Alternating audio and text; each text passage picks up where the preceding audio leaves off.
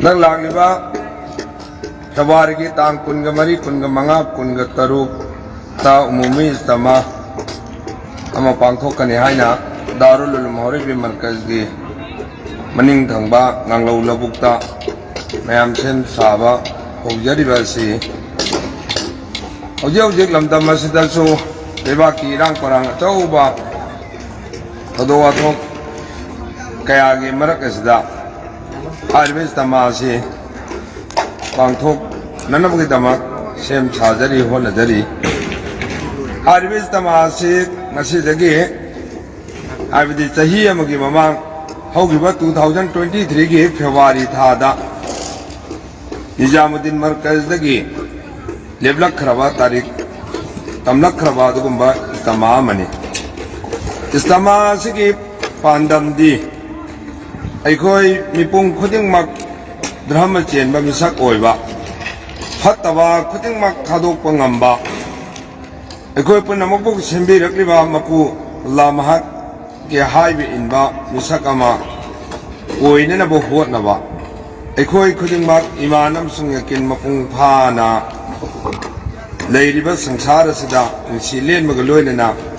sangsara sida ki loi khraba matung amuk hanna Leirugudaruba Loiba Kamban Naroidaba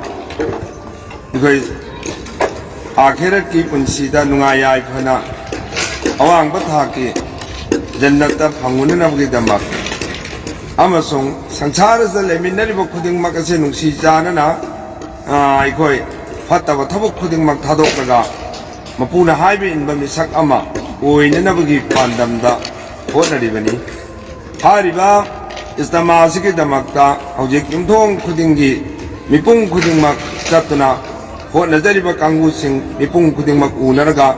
aikoi phattaba thabuk thadok minasi afaba thabuk tominasi aikoi nungsi chanana hingminna bagi damak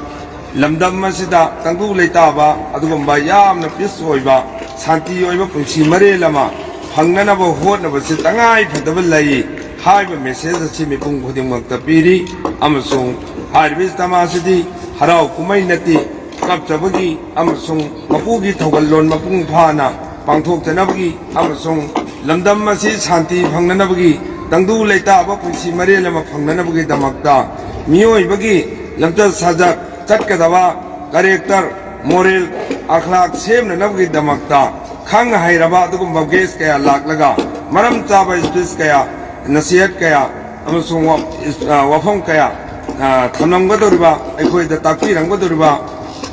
topic Kayada, Nangbi Rangadoriba Dubu, Aikoina, Munna Tahoraga, Tabuk on Tok Nanagi, Adugi Pandamda, Hona Ribes Tamani, Asilekwa, Lakiriba, Mediagi, Selina Punamak, Amasung Tabi, Riba Kambi, Punamak Nasu, Arvis Tamasda, Yaumin Nasi, Punamak Laklaga, Yaumin Navada, a thing Baleti, Punamak Laklaga, Pamin Nava, Samin Navada, Aikoi Karigumamata, upon bathing Bamata Lady, or Nazariba Masung, Lagna Punamakse, Miam, Punamaki, Amato, Wiki Wakalonda, or the Japanese, how you say Miam the message.